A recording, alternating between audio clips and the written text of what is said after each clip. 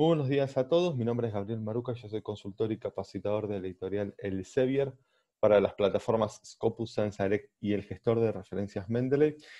Hoy, gracias a una propuesta que aceptó Fernando Díaz Pacífico desde la Facultad de Ciencias Bioquímicas y Farmacéuticas de la Universidad Nacional de Rosario, vamos a estar viendo Scopus, pero para investigadores. O sea, vamos a estar viendo qué información nos puede brindar Scopus desde los análisis bibliométricos que hace la plataforma. Muy brevemente vamos a estar viendo qué es Scopus, ¿sí? Como ustedes saben, es una base de datos multidisciplinar, y decimos que es multidisciplinar porque cubre las 4 grandes áreas de la ciencia.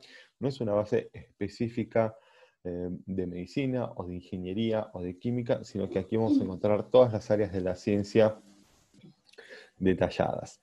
Indexa más de 38.000 revistas y ha indexado más de 78 millones de archivos. Y cada vez que hablamos de Scopus vamos a hablar de lo que está indexado, ¿sí? No de lo que está publicado. ¿Por qué?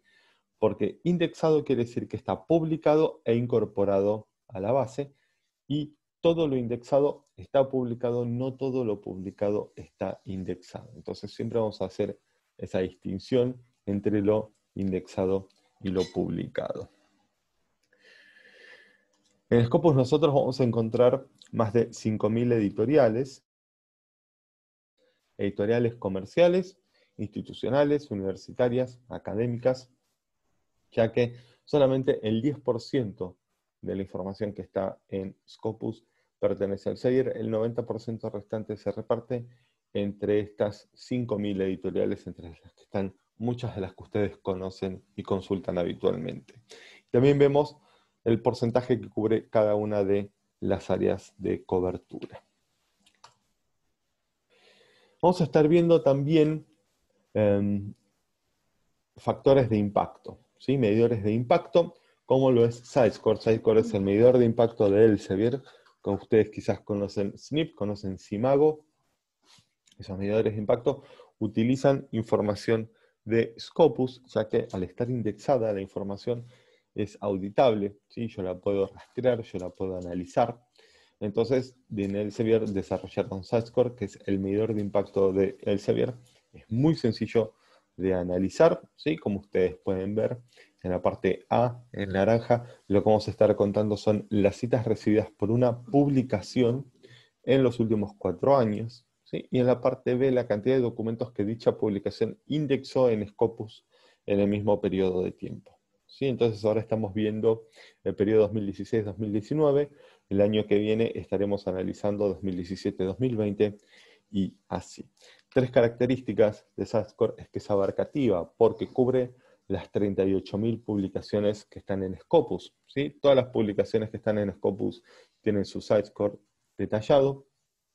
Es transparente, porque yo puedo ver cómo es que se compone ese SciScore. Nosotros cuando vemos SNP o Simago, por ejemplo, que lo vamos a ver en Scopus también detallado, no podemos ver la cuenta, no podemos ver el cálculo, el algoritmo a través del cual se llega a ese resultado. Vemos solamente el resultado. Bueno, en SciScore yo puedo ver cuántas citas recibió dicha publicación, cuántos documentos tiene indexados, etcétera, etcétera. Y también es actual, ya que se actualiza mensualmente, ¿sí? Entonces, si el día de mañana, por ejemplo, la Universidad de Rosario tiene sus publicaciones indexadas en Scopus, van a poder hacer también el seguimiento de sus SciScore.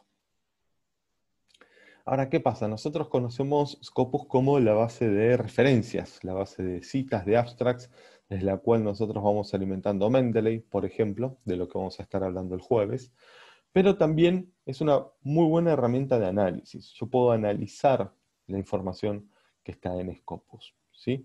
Vamos a poder analizar un resultado. O sea, vamos a hacer una búsqueda, vamos a obtener un resultado y vamos a poder ver qué hay detrás de ese número. Vamos a poder analizar citas. ¿Y eso para qué sirve? Supongo que yo soy investigador de la Universidad de Rosario, viene Fernando y me dice, mira Gabriel, estuvimos analizando tus citas, estuvimos analizando desde dónde te están citando, y vemos que te están citando, por ejemplo, desde la Universidad Autónoma de México, desde la Universidad de San Pablo, y bueno, queríamos ver contigo a ver si había alguna posibilidad de hacer algún programa de intercambio, de que vayas a dar charlas, de que vengan a ver cómo trabajás, de poder invitar gente a que escriba en nuestras revistas. Bueno, todo ese tipo de intercambio, todo ese tipo de proyectos se pueden armar con el respaldo de la información de Scopus. ¿Por qué? Porque tenemos esa información que es confiable, que es auditable. Vamos a estar analizando el perfil de un autor. ¿Sí? Acá es donde vamos a estar definiendo quién es un referente, cómo considerar a un autor o autora referente en un tema. ¿Sí? ¿Esto para qué sirve? Sirve, por ejemplo, para armar un jurado en un congreso, en un taller, para unas jornadas, para dar una charla, para editar una publicación, para invitar a escribir, para armar una cátedra, para infinidad de cosas. Entonces, ¿qué pasa? En vez de estar buscando en otros buscadores donde quizás, bueno, la información es un poco más vaga o no sabemos desde dónde está viniendo esa información, en Scopus nosotros podemos analizar la producción de un autor, de una autora, y después de ahí definir quién sería el referente que mejor se adapta a nuestro objetivo. Y vamos a estar comparando también publicaciones. ¿Sí? Vamos a estar viendo dos maneras de las cuales poder buscar publicaciones para publicar. ¿Sí? Entonces, por ejemplo, soy un investigador, tengo que publicar mi primer trabajo, ¿dónde lo hago? ¿Sí? ¿Cómo busco una revista en Scopus para poder publicar mi trabajo? ¿Sí? Y no errar en el intento. ¿Por qué? Porque es un proceso muy largo. Es un proceso muy largo que lleva mucho tiempo. Entonces, elegir la revista equivocada puede consumir valioso tiempo que no tenemos. Entonces, lo que vamos a estar viendo hoy es diferentes aproximaciones desde las cuales nosotros podemos elegir una revista. Y acá es donde vamos a empezar a trabajar. ¿Sí? Nosotros vamos a hacer una búsqueda en Scopus y lo que vamos a ver es de qué manera Scopus nos lleva de lo general a lo particular. Vamos a estar haciendo una búsqueda desde 79 millones de archivos y vamos a estar buscando cosas muy específicas. Acá, por ejemplo, estamos trabajando con la producción científica de Argentina, con todo lo que Argentina tiene indexado en Scopus. Vemos que tiene más de 271.000 documentos. El documento más antiguo, el registro más antiguo es de 1849. ¿Sí? Y llega al 2020, y fíjense cómo en un solo gráfico nosotros tenemos representada toda esa producción científica. Estamos hablando de más de 170 años de información, de documentación científica en un solo gráfico, y ver cómo es que para el final se empieza siempre la tendencia a ser hacia arriba. Nosotros vamos a poder analizar también en periodos de tiempo, y ahora fíjense, de 271.000 pasamos a 206.000. O sea, en 170 años se indexaron 270.000 documentos, en los últimos 20 años se indexaron 206.000. Estamos hablando de que en los últimos 20 años se indexó prácticamente el 95% de la información que tiene Argentina indexada en Scopus. Y vamos a analizar también la información institución por institución, ¿sí? Ya sea, por ejemplo, CONICET, UBA, Universidad de Rosario, el INTA. ¿Sí? Entonces, a nosotros eso nos va a servir también para ver, por ejemplo, la visibilidad que tiene nuestra institución, para ver quiénes son los referentes por institución.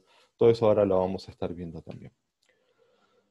Vamos a poder analizar, por ejemplo, los documentos por autor, por afiliación y también por área. ¿Y esto para qué me sirve? Por ejemplo, estamos hablando con Fernando acerca de la Universidad de Rosario y podemos ver, por ejemplo, cuáles son las áreas en las cuales la universidad indexa más documentos o indexa menos. Entonces, ver cuáles son las áreas que quizás necesitan más apoyo, identificar los referentes en esa área y ver de qué manera se puede colaborar con ellos para quizás darle más visibilidad a esa área.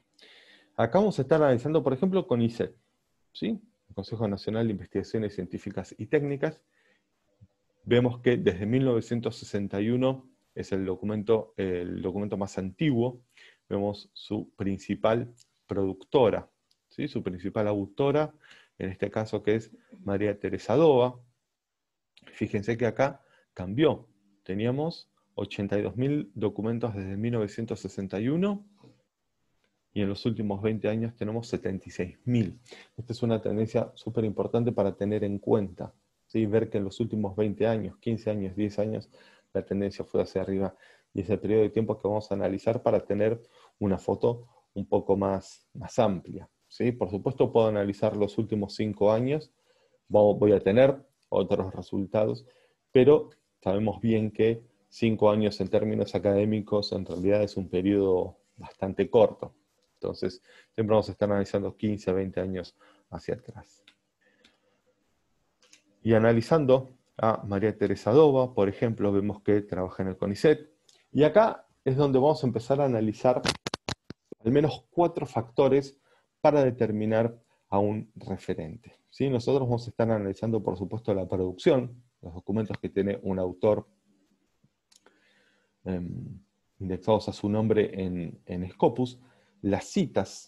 ¿Por qué? Porque yo no solamente tengo que tener producción, sino que también esa producción le tiene que parecer interesante a mis colegas, a la comunidad académica, ¿sí? Entonces, tengo que tener producción y también tengo que tener citas para poder definir y poder identificar cuáles son los trabajos que más impacto tienen, y eso lo vemos a través del H-index o índice H, ¿sí? Si la producción son los goles, por ejemplo, las citas van a ser la cantidad de partidos y el H-index va a decir dónde estoy en la tabla. Entonces, yo puedo tener 5.000 documentos indexados y no ser un referente, puedo tener 20.000 citas y no ser un referente. ¿Por qué? Porque mi H-index es de 4. ¿Qué quiere decir? Que de 5.000 documentos, solamente 4 generaron impactos, ¿sí? Entonces, ¿qué pasa? Tengo 5.000 documentos y solamente 4 le importan a la comunidad académica. Tengo mucha producción, pero poco impacto, poca llegada. Entonces, ese H-index me va a decir cómo es que se reparten, en este caso, estas 64.922 citas. Todo eso también lo vamos a estar viendo.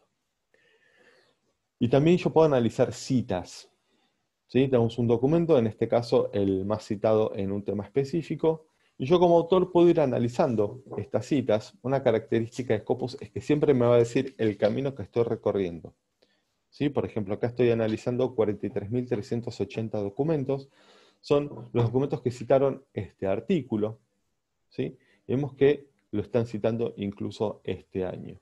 Entonces, al hacer clic en Analyze Search Results, una opción que vamos a usar muchísimo, yo puedo analizar, por ejemplo, las citas de este documento, ¿sí? Este documento fue publicado en 1979, hace más de 40 años. Fíjense que el pico lo alcanzó en 1996, 16 años después, con más de 2.500 citas, y aún hoy sigue siendo citado. Entonces, ¿esto a mí para qué me sirve? Porque yo puedo analizar, por ejemplo, en qué revistas apareció mi artículo. Si yo soy el autor, analizo esto, y si hay alguna revista en la cual quizás yo quería publicar algún documento y nunca publiqué, bueno, me puedo acercar a ellos y decirles, miren, les acerco este trabajo, mi último trabajo, ustedes citaron ya anteriormente, publicaron documentos donde se cita mi trabajo, bueno, se los acerco. Ver quién es el autor que más me citó. Entonces yo, por ejemplo, puedo armar un trabajo en colaboración con esa persona, ver cuál es la institución que más me citó. Entonces, por ejemplo, ofrecerme para ir a dar una charla, ver algún tipo de trabajo en conjunto, ver desde qué país. El tipo de documento, ¿sí? Eso que ven en azul son artículos. Entonces, hoy en día el artículo está generando muchísimo más impacto que los libros. Y también las áreas, ¿sí? Pues este trabajo, por ejemplo, es de anticuerpos. Entonces yo, por ejemplo, puedo ver de qué manera impacta en el área de ingeniería, en el área de las ciencias sociales. Yo puedo ver todas las áreas en las cuales mi trabajo fue citado. Los invitamos a Instagram en @laselsevier. Ahí van a encontrar más información acerca de Scopus, acerca de SensaDirect y acerca de Mendeley. Y ahí tienen mi correo por cualquier consulta. Vamos a pasar a Scopus. A ver, tenemos 3 consultas. Perfecto. Bien, entonces les pregunto, ¿hay alguna duda? ¿Quedó todo claro? ¿Hay algo que quisieran preguntar antes de pasar a la plataforma? Hay una, un anuncio que comenta Paola Borgiovanni, que nos acompaña. Gracias, Paola. Ella es coordinadora del repositorio y de acceso abierto de la universidad, y nos comenta que la revista Páginas de la UNR está en Scopus, y agrego que muchos de nuestros investigadores publican en revistas internacionales o nacionales que también están indexadas en Scopus. Perfecto, gracias. Sí, eso es lo que vamos a estar viendo ahora, Fernando. Estamos en scopus.com, ¿sí? Como ven, yo estoy registrado, eso lo puedo saber porque veo mis iniciales ahí arriba a la derecha, ¿sí? Veo el correo con el que estoy registrado, y por ejemplo, yo puedo ir a las búsquedas guardadas. Yo voy armando búsquedas, ¿sí? Y las que me parecen más interesantes las voy guardando, y por ejemplo tengo esta, que es la Perdón, base... Gabriel, Sí. quedó congelada la presentación. Ah, perfecto, gracias.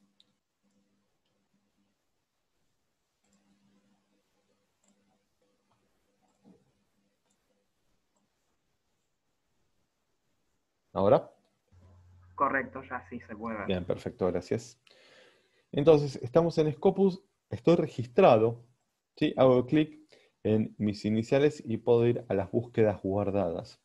Y ahora lo que vamos a hacer es una búsqueda, ¿sí? Vamos a empezar a analizar la información, pero desde la base completa de Scopus. Fíjense que son más de 79 millones de documentos los que están indexados, ¿sí? Entonces, siempre acá abajo, Scopus me va a ir diciendo la ruta que fui siguiendo. Como estoy registrado, puedo crear una alerta. ¿Sí? Si no estoy registrado y quiero crear una alerta, lo que va a aparecer es, en lugar de este cartel, va a aparecer un cartel que diga regístrate o logueate. Yo le puedo cambiar el nombre a la alerta, agregar correos y ponerle, por ejemplo, frecuencia diaria, semanal o mensual. ¿Por qué frecuencia diaria? Porque, ¿qué pasa? Como estoy trabajando con más de 5.000 editoriales, ¿sí? En algún momento alguna va a estar indexando información, ¿sí? Entonces, ¿qué pasa? Yo puedo crear una alerta sobre esto. Yo, por ejemplo, puedo tener acceso también a los más de 10 millones de documentos que hay en formato Open Access, ¿sí? Yo a Scopus, si bien accedo a abstracts, a resúmenes y citas, también puedo acceder a documentos completos si están en formato Open Access o son parte de la suscripción de mi institución, por supuesto. Y en caso de que yo quisiera, por ejemplo, documentos en español, voy a ir al final de todo, al filtro de idioma, y voy a hacer clic en el resultado, y voy a tener acceso a más de 783.000 documentos en español. El título y el abstract va a estar en inglés, ¿sí? Pero si tengo acceso al documento completo, el documento completo va a estar, ¿sí?, en español.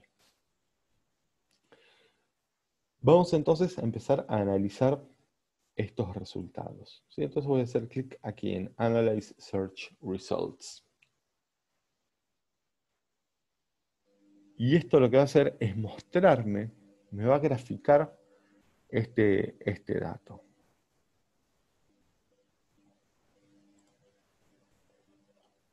Entonces, ¿qué pasa?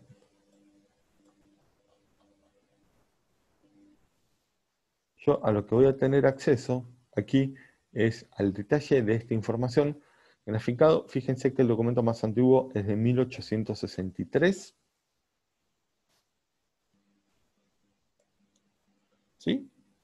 Y voy a ir viendo cómo fue aumentando la indexación de documentos en Scopus. Esto no quiere decir cómo fue aumentando la producción a nivel mundial, ¿sí?, sino cómo fue aumentando la indexación de documentos en Scopus.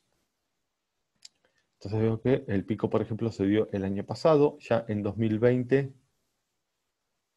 tenemos más de 20 millones de documentos indexados, ¿sí?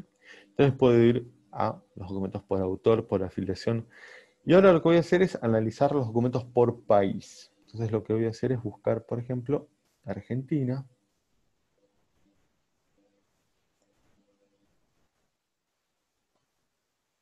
¿Sí? Y veo que tengo 276.000 documentos.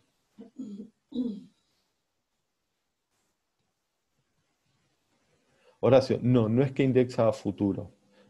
sino que son los articles in press. Son los documentos que ya fueron revisados por pares, ya fueron quizás publicados con fecha del año 2021.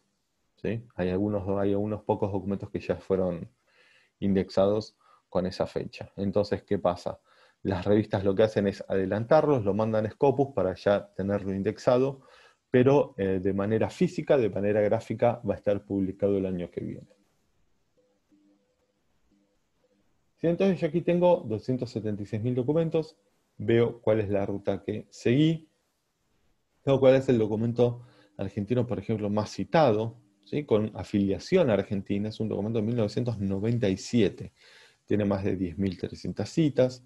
Fíjense que los tres más primeros son documentos bastante antiguos desde el punto de vista de que no son documentos muy actuales. Eso habla también de cómo es que se va cumpliendo el ciclo académico, ¿sí?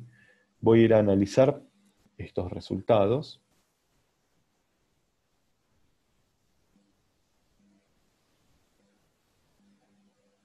Y acá es donde voy a empezar a poder filtrar, por ejemplo, por autor, por institución, etc. ¿Sí? Entonces, por ejemplo, vamos a ir a buscar por afiliación. Vamos a ver, por ejemplo, la Universidad Nacional de Rosario. ¿Sí? Tiene 9.500 documentos. Acá yo ya puedo ir haciendo filtros, pero vamos a analizar los resultados.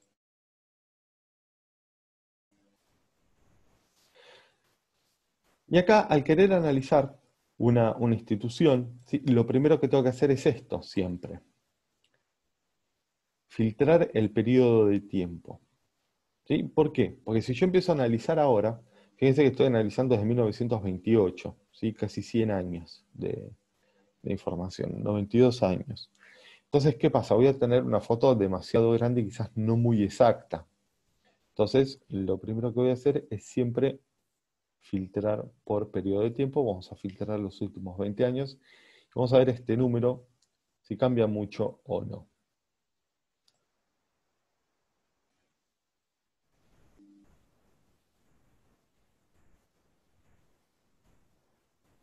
Fíjense, de 92 años que teníamos 9.000 y algo de documentos, en los últimos 20 años tenemos 7.700. ¿Sí? Entonces, eso también es interesante verlo, que en los últimos 20 años se produjo el 85% aproximadamente de documentos que tiene la institución indexados y ver la tendencia que siempre sea hacia arriba. ¿Sí? Vamos, en 2019 indexaron 556 documentos, en lo que va del año 345. Vamos a una pregunta.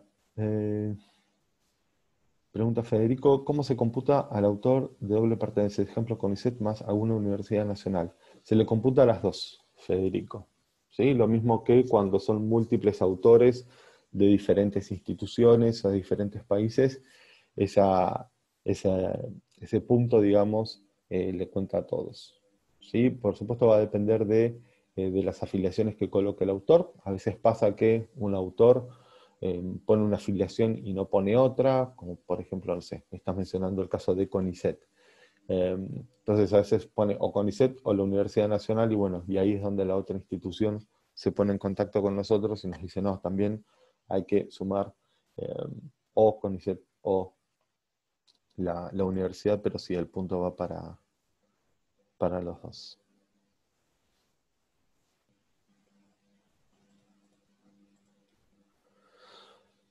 Acá yo, por ejemplo, puedo analizar las publicaciones, puedo analizar los autores, puedo analizar las áreas. Entonces, por ejemplo, voy a ir a analizar las áreas. Vemos que la Universidad Nacional de Rosario indexa mucha información en lo que es bioquímica, en lo que es medicina, en lo que es química. ¿Sí? Entonces, por ejemplo, voy a elegir el área de bioquímica.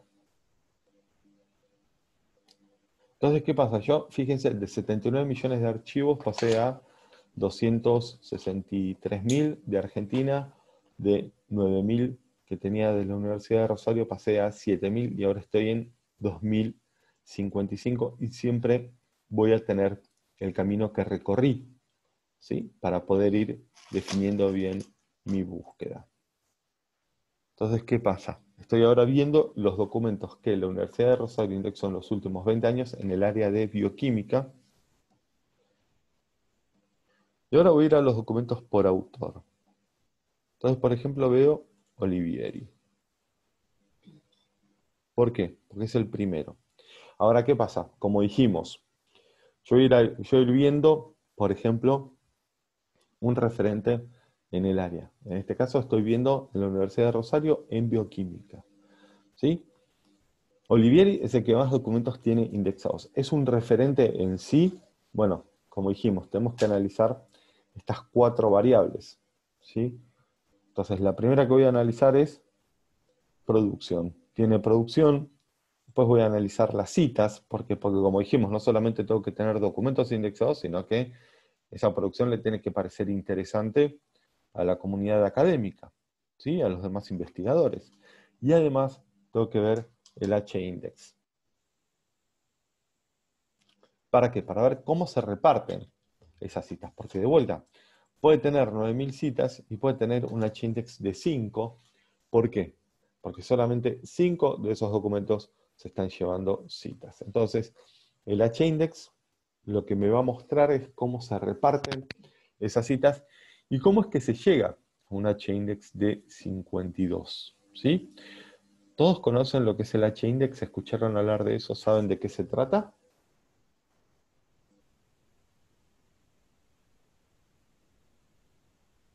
¿Sí? ¿No?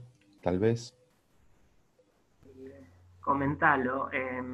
Gabriel, aprovecho para comentarlo y discúlpame que te interrumpa, pero Adelante. el profesor Olivieri recientemente fue nombrado miembro de la Academia Nacional de Ciencias Bueno, de nuestra facultad. más orgullo todavía.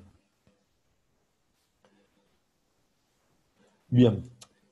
Bueno,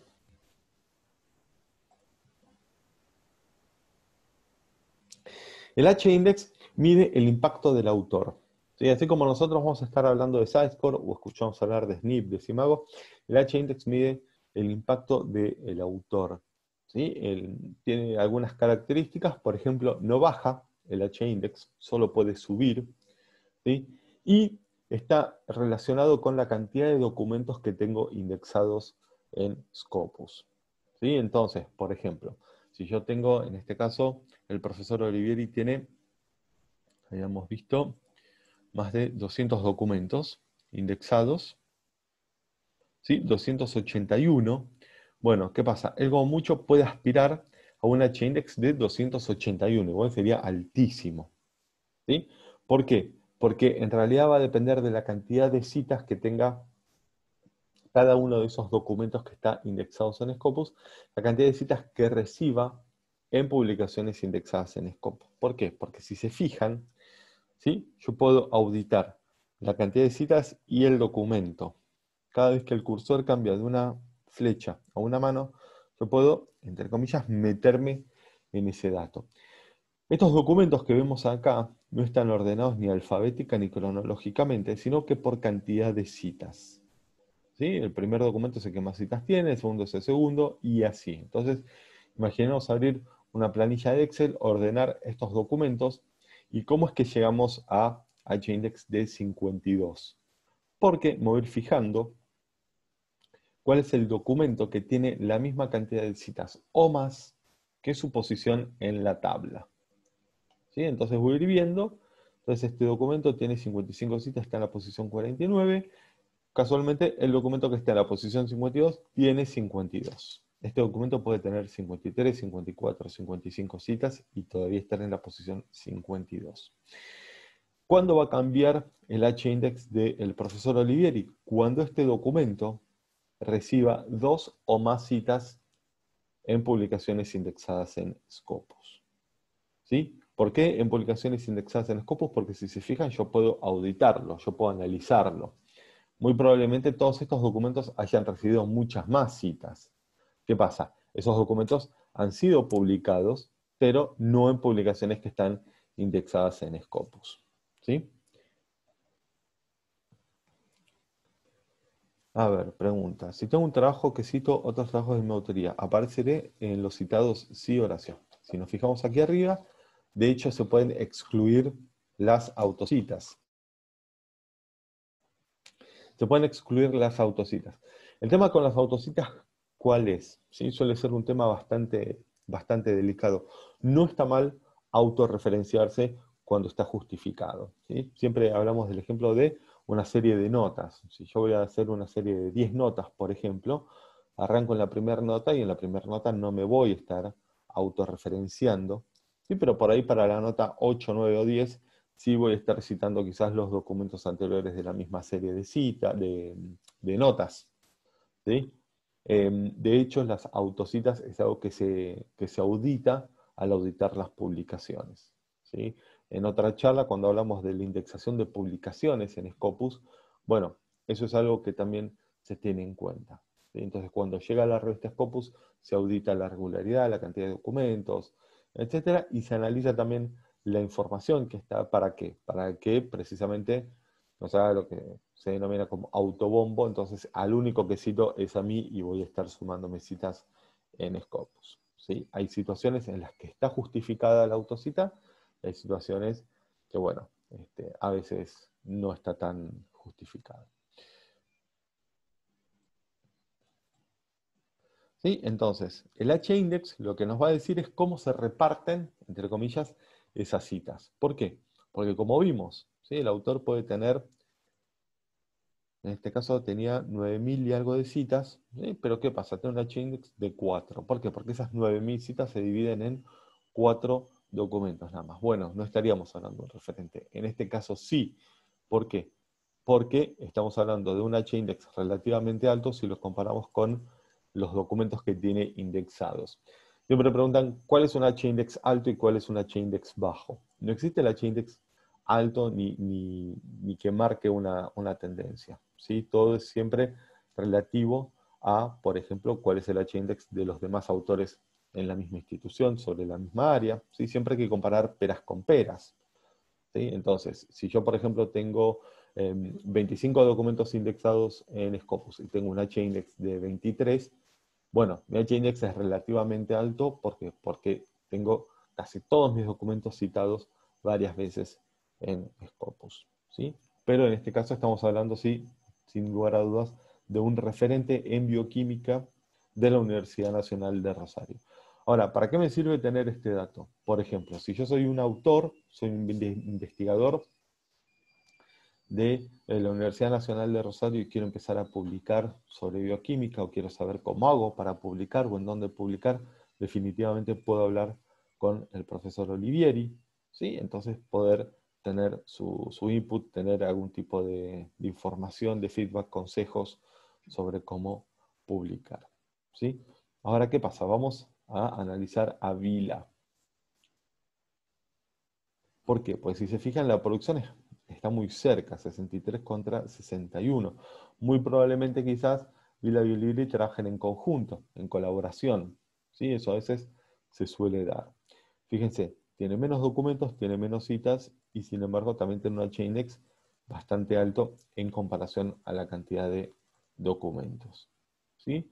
Pero por ahora viene ganando Olivieri.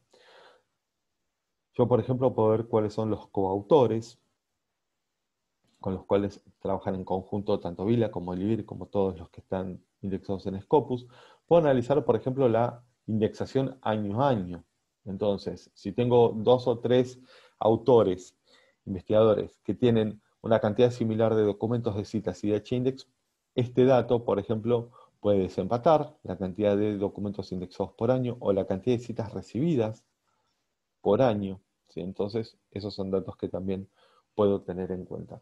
¿Y por qué lo puedo comparar? Porque, como dijimos, estamos siempre comparando peras con peras, ¿sí? Yo no puedo comparar un referente nacional con uno internacional, ¿sí? O no puedo comparar quizás un referente de la Universidad de Rosario con uno de la Universidad de San Pablo, ¿sí? Entonces, siempre tratar de comparar dentro de la misma institución con en la misma disciplina.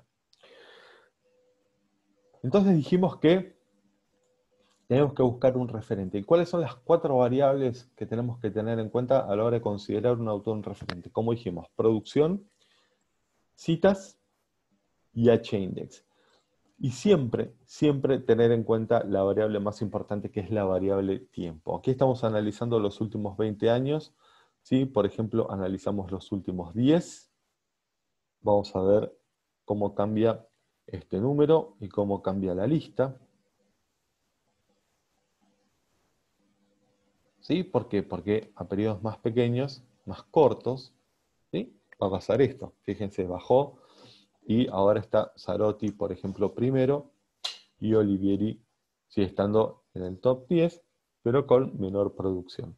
¿Esto qué quiere decir? Quiere decir que en los últimos 10 años estos autores estuvieron produciendo más, pero de vuelta. ¿Sí? Si yo voy a los 5 años, voy a tener un número más chico. Entonces es por eso que siempre conviene analizar quizás los últimos 15, 20 años para tener un periodo un poco más realista de, de la producción, del impacto, etcétera. ¿Sí? Como vimos en la presentación, un documento de hace 40 años llegó al pico de sus citas 15 años, 16 años después de haber estado publicado. Entonces es un periodo muy lento, muy largo, para poder tener una foto un poco más leal en cuanto al impacto de un autor. En el campo educativo hay cargadas investigaciones. Sí, Silvina, sin duda. De vuelta, ahora lo que podemos hacer es, por ejemplo, ver, ¿sí? En el campo educativo, eso sería quizás ciencias sociales. Entonces se podría analizar acá. Eh, tenemos... esto porque es dentro de bioquímica, ¿sí?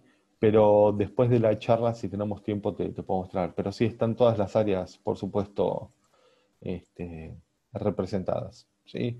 A veces quizás son áreas muy, muy específicas. Bueno, nosotros vamos a tener que entrar en un área un poco más general, pero sí, hay información sobre todas las áreas de investigación. Ahora, ¿qué pasa? Yo ya sé quién es el referente. Soy investigador de la Universidad Nacional de Rosario y quiero saber dónde publicar mi trabajo. Puedo ir acá, a documentos por fuente, source, fuente por revista, ¿sí? Entonces yo empiezo a ver, por ejemplo, cuáles son las revistas que indexan documentos de investigadores de la Universidad Nacional de Rosario en bioquímica. O sea, analicemos bien el requerimiento que estoy haciendo, es súper específico. ¿Sí? No es que estoy diciendo, bueno, investigadores de bioquímica en la Argentina o investigadores no, investigadores de bioquímica de la Universidad Nacional de Rosario en los últimos 20 años. Entonces, ¿qué pasa? Yo sé que estas revistas, si bien quizás no todas me convienen, yo puedo saber más o menos cuál es la tendencia o cuáles son los títulos a los cuales puedo aspirar a estar publicado. ¿Sí? Entonces, vamos a abrir 3 nomás y vamos a analizar algunas variables y después vamos a tener otro enfoque sobre las publicaciones.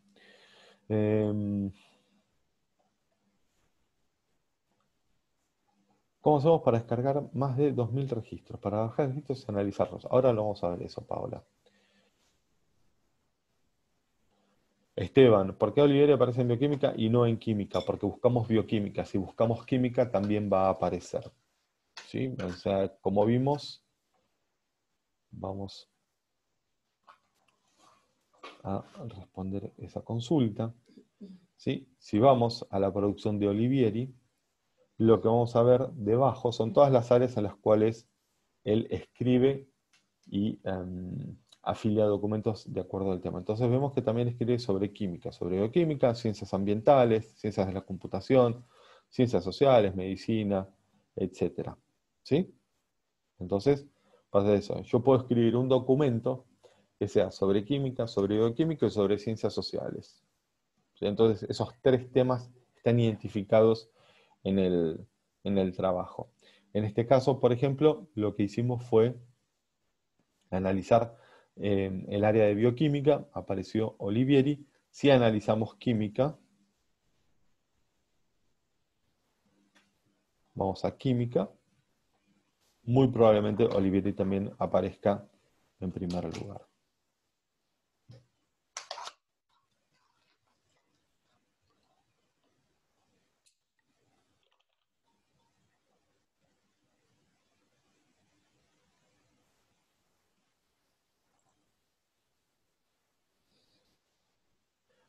Esteban, no es el tema de dónde trabaja, sino el tema sobre el cual escribe.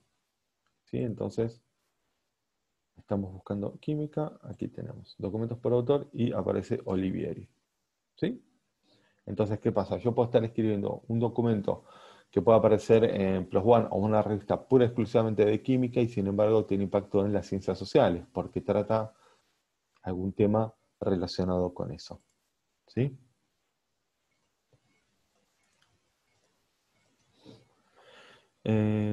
¿Cómo hicimos para encontrar específicamente las revistas en las que publican los trabajos de la Universidad de Rosario? Ahora lo vamos a ver eso, María Cristina.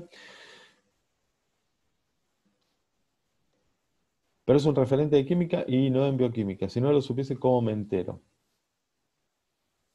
Bien, Esteban, de esta manera. Cuando analizamos la producción del autor, podemos ver todas las áreas en las cuales escribe. ¿Sí? Entonces, eso es lo que vamos a ver aquí. En Subject Area, vamos a ver que escribe sobre química, bioquímica, ciencias ambientales. Entonces, todos estos temas son los que tratan los documentos que el autor tiene indexados. ¿Sí? Si no, también podés buscar Olivieri en Scopus, ¿sí? Directamente, por autor. Dijimos Alejandro. Y esto lo puedes hacer con cualquier autor.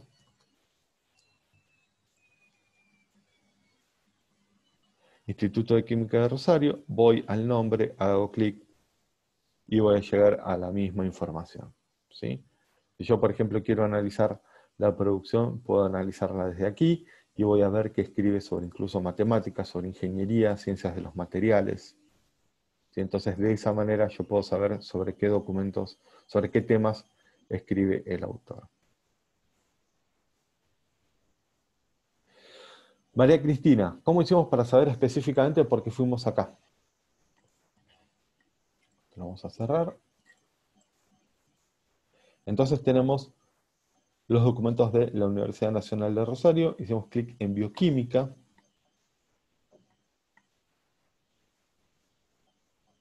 Vamos a analizar los resultados.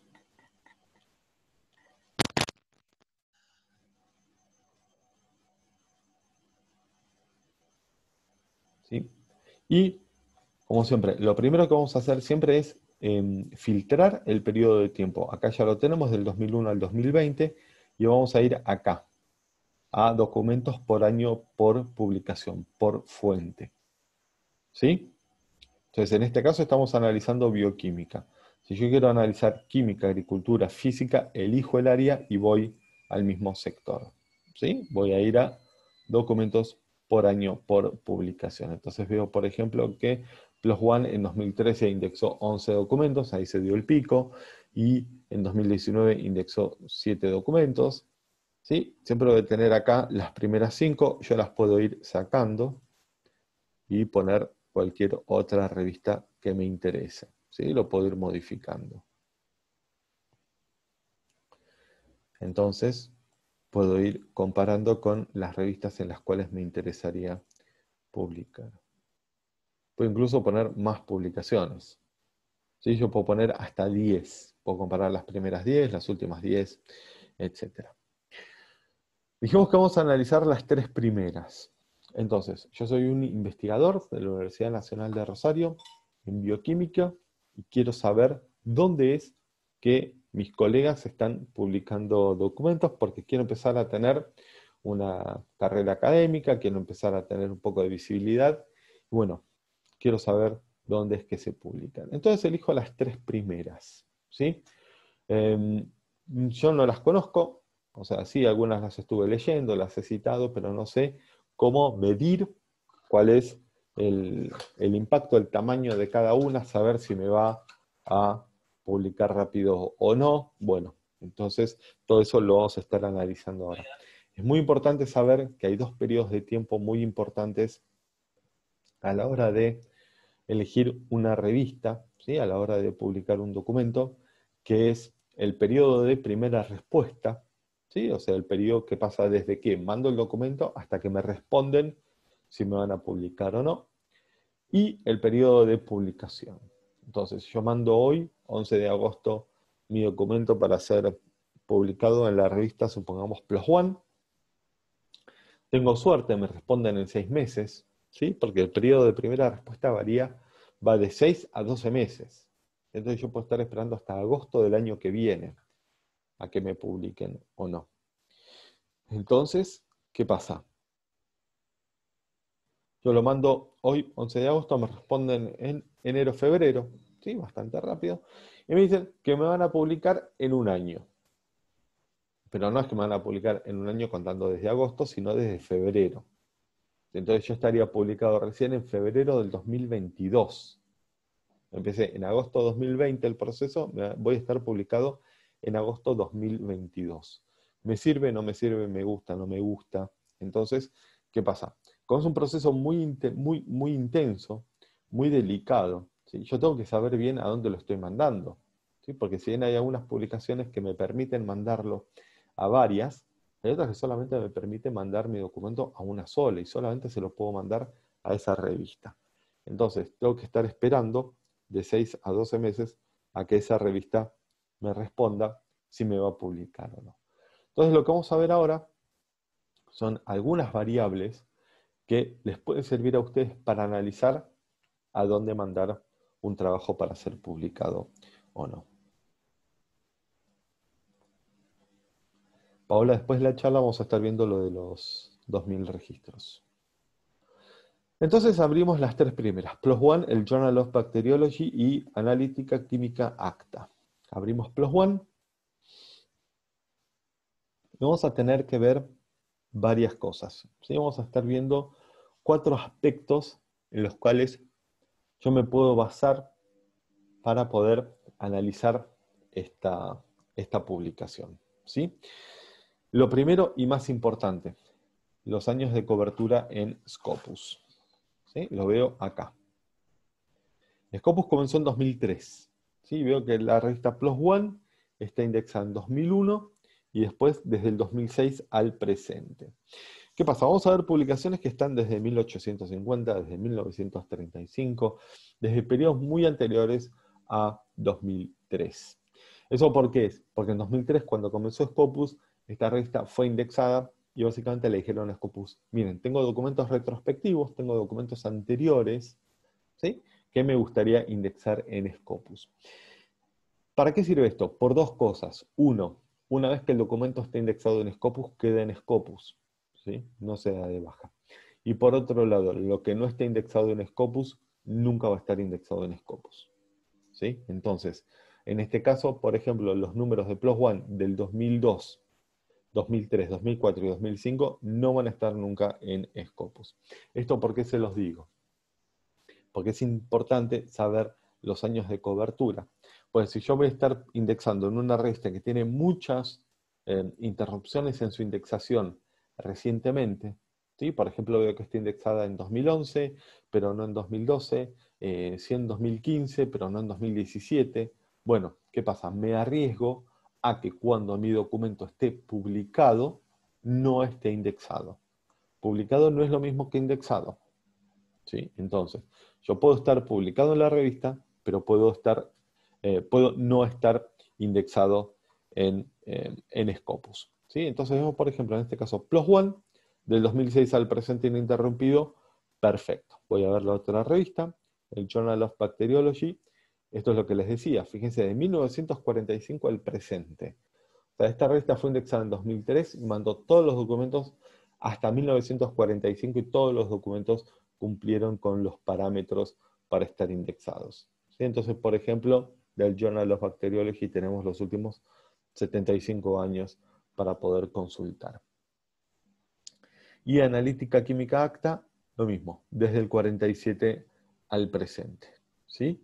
Después vamos a estar viendo otras publicaciones que quizás pueden tener saltos, ¿sí? Pero de vuelta, que tenga saltos en 1980, 1990, bueno, a mí mucho no me afecta, ¿sí? Porque esos son documentos retrospectivos, son documentos anteriores a Scopus en sí, ¿sí? A mí me interesa que desde 2003 en adelante no tenga saltos. Por supuesto que hay revistas que aparecieron después. Si la revista apareció en 2010, ¿sí? Bueno, por supuesto que no va a tener documentos retrospectivos, pero va a estar desde el 2010 al presente. ¿Sí? A mí me interesa que los últimos 5, 6, 7 años no haya tenido interrupciones en su indexación.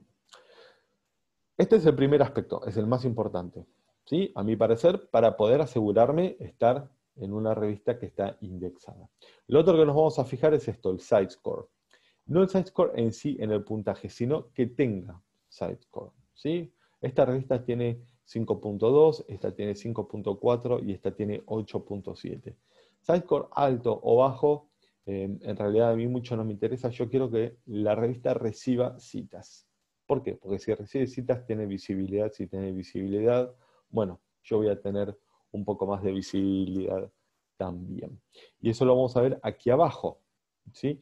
Ahora, esto es lo que les decía acerca de site-score. Yo puedo ver la cuenta de cómo se conforma este site-score, ¿sí? Si nosotros hacemos 393.347 dividido 75.662, me juego a que da 5.2. ¿Sí? ¿Esto qué es? Es básicamente un promedio.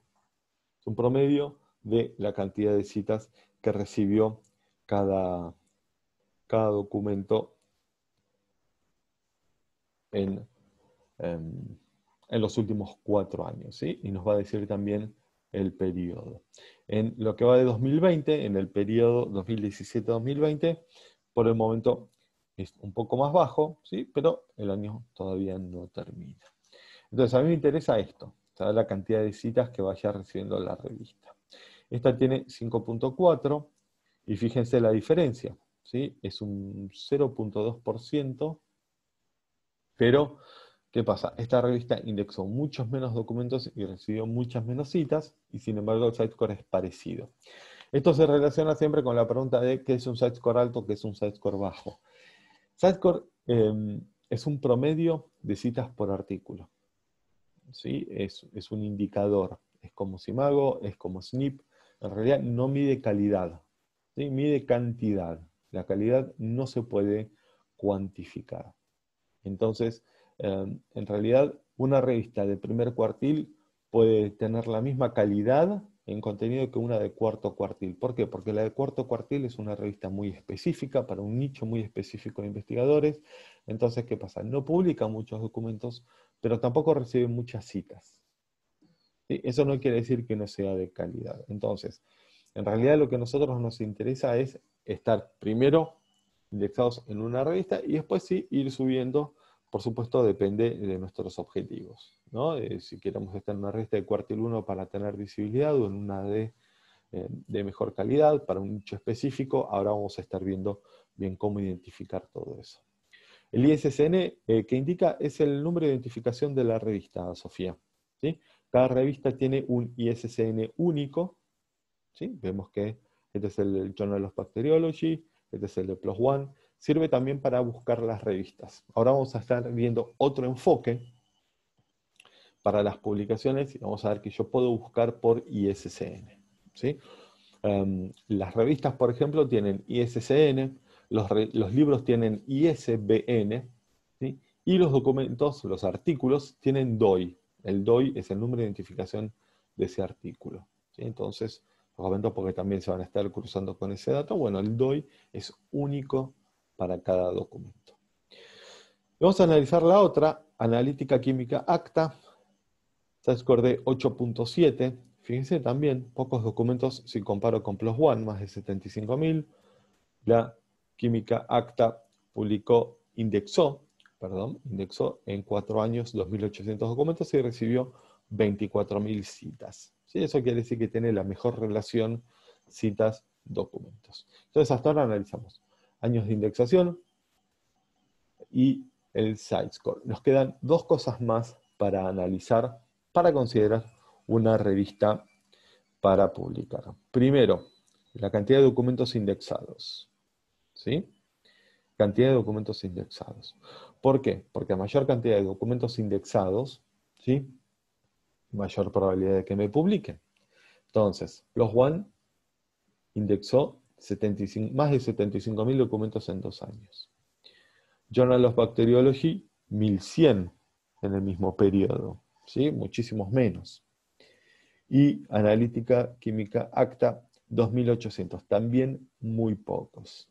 Entonces, si me tengo que guiar simplemente por la cantidad de citas, por la cantidad de documentos y por los años de indexación, sin dudas voy a +ONE, ¿sí? Y todavía no hablamos de cuartiles, no hablamos de nada de eso, ahora lo vamos a estar viendo. Pero ¿qué pasa? Me tengo que fijar en una cosa más, que es esto, los percentiles, que me indican las categorías que cubre el área, la revista, ¿sí? Las áreas de investigación que cubre el área. Esta cubre una sola que es multidisciplinaria, ¿sí? Entonces yo sé que +ONE publica de todo, pero de todo, ¿en qué área? ¿Sí? Todos conocemos la revista +ONE, es muy, muy prestigiosa, pero ¿qué pasa? Multidisciplinaria, o sea que publica ciencias sociales, química, ingeniería, medicina. Entonces es un poco vago el rango que abarca. Voy a ir al Journal of Bacteriology y veo que cubre microbiología y biología molecular, y la química acta que cubre espectroscopía, química analítica, bioquímica y química ambiental. Entonces, sabiendo las áreas de cobertura de las revistas, ¿qué me falta saber? Las áreas de cobertura de mi artículo. ¿Sí? Entonces, mi artículo, ¿de qué habla? Mi tesis. Es mi tesis de doctorado, por ejemplo. Estuve hablando con Fernando, que es mi director de la tesis, me dice, Gabriel, esto hay que publicarlo, esto es espectacular. Bueno, ¿dónde lo publicamos? ¿Sí? Entonces, no solamente tengo que saber detalladamente las áreas de cobertura de las publicaciones, sino también de mi documento. ¿De qué habla mi documento? ¿Es muy vago? ¿Habla de química y ciencias sociales? No. Habla, por ejemplo, de química analítica, de bioquímica, de química ambiental. Entonces, yo me estaría inclinando por la revista analítica química acta. ¿Sí? Olvidémonos de los cuartiles, olvidémonos de todo eso, ahora lo vamos a estar viendo. ¿Sí? Después lo que puedo hacer es, por supuesto, ir analizando otras revistas, ya comparando directamente con esta. ¿Sí? Porque recordemos que esta publica 2.800, indexó 2.800 documentos, 2.800 son unos 700 y algo de documentos por año. ¿Sí?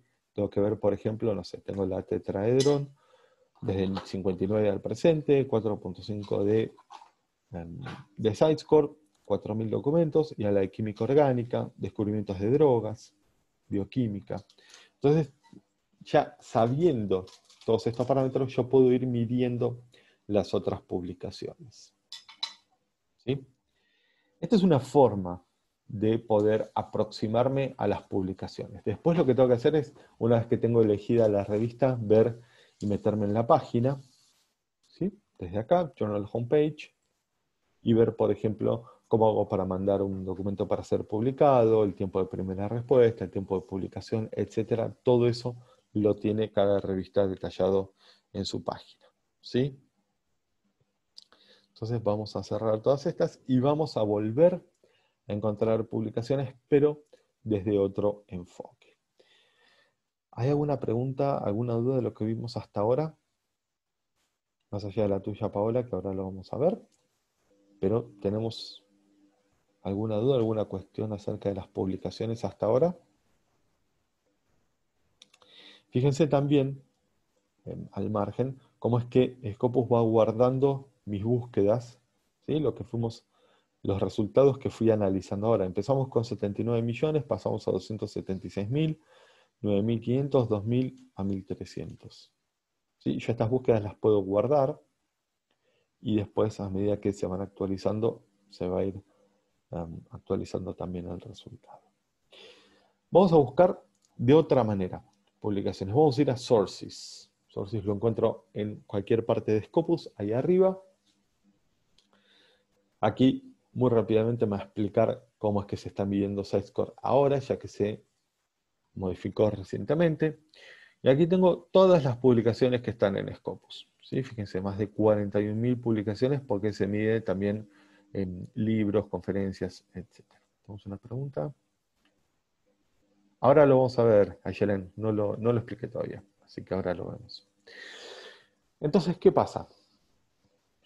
Tengo que buscar una revista. ¿Sí? Entonces hablo con Fernanda, me dice, nos vamos a meter en Scopus y vamos a encontrar cuál es la mejor revista para que vos puedas publicar. Entonces me meto con él en Scopus, voy a filtrar por SiteScore, cuál es la que tiene SiteScore más alto, y le digo, listo, perfecto, es esta, la de cáncer. Y Fernando me dice, no, pará, ¿tu artículo habla de cáncer? No. ¿De qué habla? Habla de otra cosa. ¿Y de qué es? De marketing, por ejemplo. Bueno, entonces no lo puedes mandar a una revista de cáncer, ¿sí? Porque no tiene nada que ver con tu tema. Fíjense que yo puedo filtrar por SiteScore, por cantidad de citas, por cantidad de documentos, ¿sí? Acá yo no hice ningún tipo de filtro. Yo puedo buscar revista por área de investigación, por título, por editorial y por ISSN, que es lo que teníamos también preguntado por Sofía. ¿Sí? Entonces, Sofía, ¿qué pasa? A mí me pasan un ISSN, yo puedo poner el ISSN, ¿sí? Uno o varios, y buscar también las revistas por ese código. ¿Qué pasa? Hay revistas que tienen nombres muy parecidos, ¿sí? Entonces, el ISSN, al ser único, yo puedo buscar la revista por ese código único de identificación, ¿sí? Volviendo al caso, tengo mi documento de marketing, tengo mi tesis, hablo con Fernando, me dice, mira, tenemos que buscar cuál es la mejor revista para vos para poder publicar. Yo puedo ordenar por SiteScore, por cantidad de citas, ¿sí? Entonces vamos a ver si la revista que recibió la mayor cantidad de citas es la que tiene SiteScore más alto. Y fíjense, no, es la revista Scientific Reports, que recibió más de 500.000 de citas en 4 años. Y fíjense cuál es el SiteScore, es relativamente bajo. Si recordamos, la revista de cáncer tenía más de 400 puntos de SiteScore. Esta tiene 7.2. ¿Por qué? Porque fíjense la cantidad de documentos que indexó. Entonces, ¿qué dijimos que era SiteScore? Era un promedio. La revista que mayor cantidad de citas recaudó en 4 años en Scopus. Siempre que hablamos de Scopus, hablamos del universo Scopus, tengámoslo en claro. Tiene SiteScore de 7 puntos. Y la revista con SiteScore más alto tiene 435. ¿Por qué? Porque tuvo muchas citas en pocos documentos. ¿Sí? Entonces, es básicamente un promedio. Si en el SiteScore es una guía, muchas veces también va a pasar que las que tienen SNP y Simago alto son las que tienen SiteScore alto. ¿Por qué aparecen SNP y Simago? Porque, como dijimos, utilizan información de Scopus. Entonces, ¿qué pasa? Como están utilizando información de Scopus, se puede publicar ese dato. Y acá tenemos los cuartiles. ¿Qué son los cuartiles? Los cuartiles, cada área de investigación divide sus revistas en 4 cuartiles: primero, segundo, tercero y cuarto. Los cuartiles indican el impacto de la publicación. De vuelta, no la calidad, el impacto. ¿Sí? Las revistas de primero y segundo cuartil son las que más impacto tienen, ¿sí? Y de vuelta, el impacto es un promedio del SiteScore, ¿sí? Entonces, son las revistas que van a tener SiteScore más alto. No quiere decir que sean las que mayor cantidad de citas reciban y las que más artículos publiquen, ¿sí? Sino las que tengan SiteScore más alto, que dijimos que es este promedio entre citas y artículos. Es importante conocer el concepto y saber que existen los cuartiles. ¿Por qué? Porque quizás más adelante en sus carreras se puedan encontrar con requerimientos como citar solamente publicaciones del primer cuartil o tener documentos indexados en revistas del primero o segundo cuartil. Entonces, es importante que ustedes sepan dónde buscar esa información y qué son los cuartiles. Cada área de investigación divide sus revistas en estos 4 cuartiles. Yo busco un área de investigación, tiene 100 revistas, cada cuartil va a tener 25 revistas. ¿Sí? Por supuesto que se pueden mover, ¿sí? De un año a otro puede subir o bajar, pero básicamente los cuartiles son eso, miden el impacto, no la calidad en sí. Como dijimos, puede haber revistas de cuarto cuartil de muy buena calidad. Entonces, ¿qué pasa?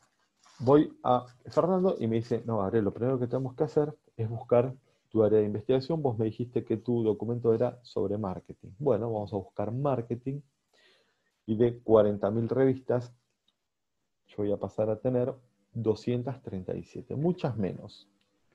¿Sí? Vemos, por ejemplo, el Journal of Marketing, que definitivamente está en el cuartil 1. ¿Sí? Todas estas están en el cuartil 1. ¿Por qué? Porque tengo 237 revistas. Si yo divido 237 por 4, ahí voy a tener la cantidad de publicaciones por cuartil. O si quiero directamente revistas de cuarto cuartil, lo puedo marcar acá. ¿Sí? Entonces abro el Journal of Marketing.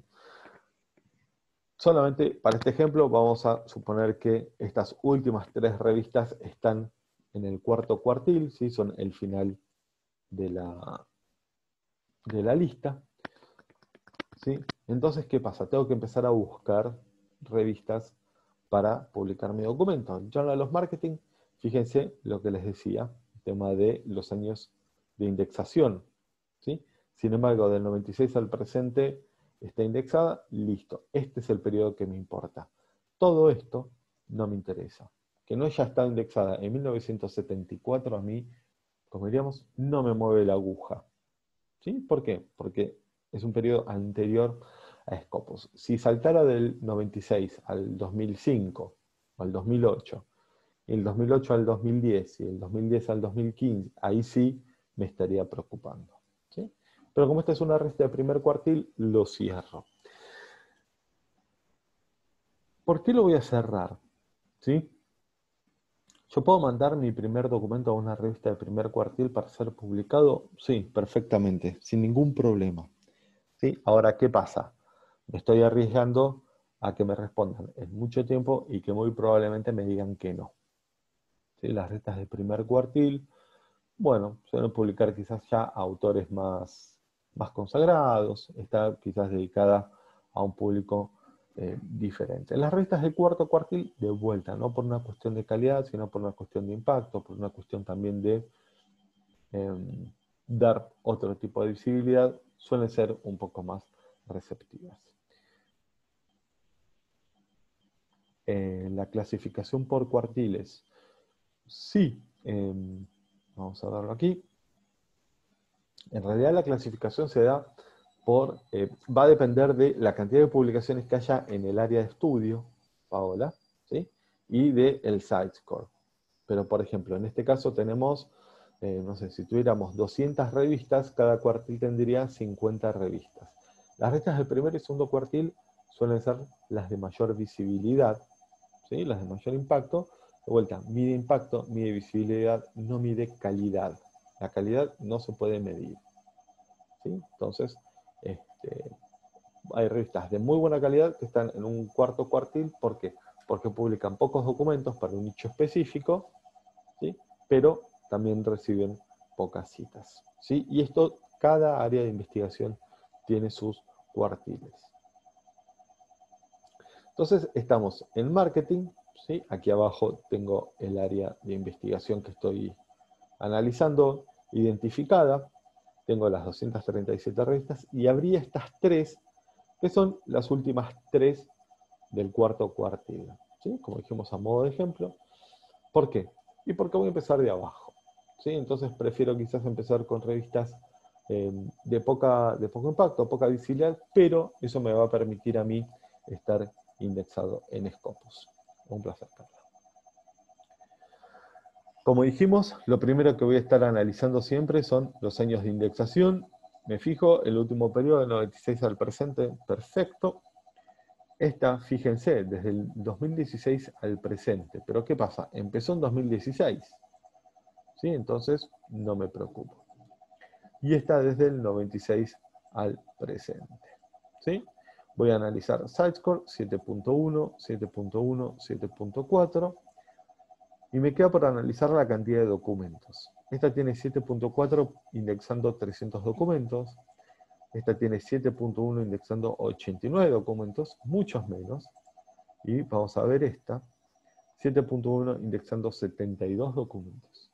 Entonces, ¿qué pasa? esta que es la que más documentos indexa, ¿sí? Que publica 4 veces más, ¿sí? Tiene el mismo sitescore que estas. Yo lo que quiero es estar indexado. Entonces ya me fijé los años de indexación, el sitescore y la cantidad de documentos. Me falta ver los percentiles de las áreas que cubre. Entonces veo que esta cubre sociología y ciencias políticas, administración pública y marketing. Esta cubre economía y econométrica. Esta cubre negocios internacionales y management. Manejo de la tecnología y la innovación y marketing. Y esta solo cubre negocios internacionales y management y marketing. Esta la puedo descartar. Ahora, ¿qué pasa? ¿Qué dijimos? Yo tenía que saber al dedillo no solo los temas que cubre mi documento, que eso lo sé porque lo escribí, sino también las áreas que cubre la revista en la cual voy a querer escribir. Entonces, esta cubre marketing, ¿sí? Mi documento habla sobre cómo convencer a compradores compulsivos indecisos en el supermercado para que compren tal o cual producto, ¿sí? Entonces, en mi artículo hablo, en mi documento, en mi tesis, hablo, por ejemplo, sobre los beneficios de utilizar redes sociales, influencer, geolocalización, etc. Entonces, por ejemplo, cuando esta persona entra en el supermercado, lo detecta y le puedo estar mandando, no sé, influencers de Instagram que digan que compraron tal o cual producto en el supermercado y les resultó buenísimo, etc. Entonces, estoy usando tecnología, ¿sí? Estoy utilizando innovación, estoy utilizando nuevas tecnologías, y esta, por ejemplo, es un área que cubre esta revista.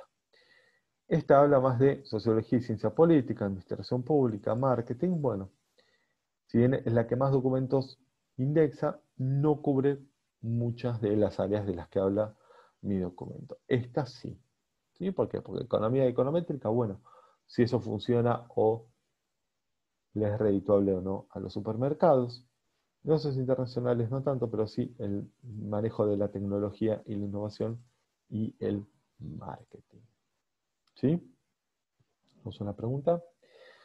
Fanny pregunta, ahora lo vamos a ver eso. Hasta aquí hemos llegado, ¿sí? Vamos a agradecerle a Fernando y a todos ustedes por haber participado. Muchas gracias, Fernando, por la convocatoria, muchas gracias por la organización. Ahora vamos a estar respondiendo a las preguntas que hayan quedado, ¿sí? Pero como vamos a parar la grabación, no quería dejar de agradecerte, Fernando, por la convocatoria y la calidad de los participantes y sus preguntas. Bueno, muchas gracias, Gabriel. Yo, antes de que vos continúes con las preguntas, también agradezco la actividad del público porque hubo muchas preguntas. Aprovecho para recordar que el próximo encuentro es el día jueves para hablar sobre Mendeley. Recordar el tema de los certificados, que si bien hemos estado tomando nota de los asistentes, bueno, ustedes vieron que fue algo dinámico y algunos entraban y salían, así que la idea es que puedan solicitarlo a cualquiera de los mails que les hemos enviado para que nos quede el registro y elaborar los certificados oportunamente. El tema del acceso remoto de las herramientas, bueno, vos dijiste que vas a hablar, Gabriel, pero quiero aprovechar para recordar que la Universidad Nacional de Rosario tiene la red de bibliotecas y que ustedes, como alumnos, docentes o investigadores de la universidad, se pueden contactar si es que no tienen acceso remoto todavía a estas herramientas con sus bibliotecarios de referencia o al mail de la red de bibliotecas, que es el que han recibido en sus casillas. Exacto. Con respecto a eso, perdón, aclarar que todos aquellos que tengan dominio de correo institucional, ¿sí? Los que sean @UNR, en cualquiera de las facultades, ya tendrían que tener acceso, ¿sí? Sí, de hecho está implementado, pero bueno, puede pasar que alguno no haya recibido Exacto. toda la difusión. Bien, Gabriel. Por favor, muchísimas gracias. Exacto, recordarles que el jueves vamos a estar hablando de Mendeley, vamos a estar viendo cómo alimentar Mendeley desde Scopus y desde ScienceDirect, y después también cómo implementar esas referencias. Muchas gracias, Fernando.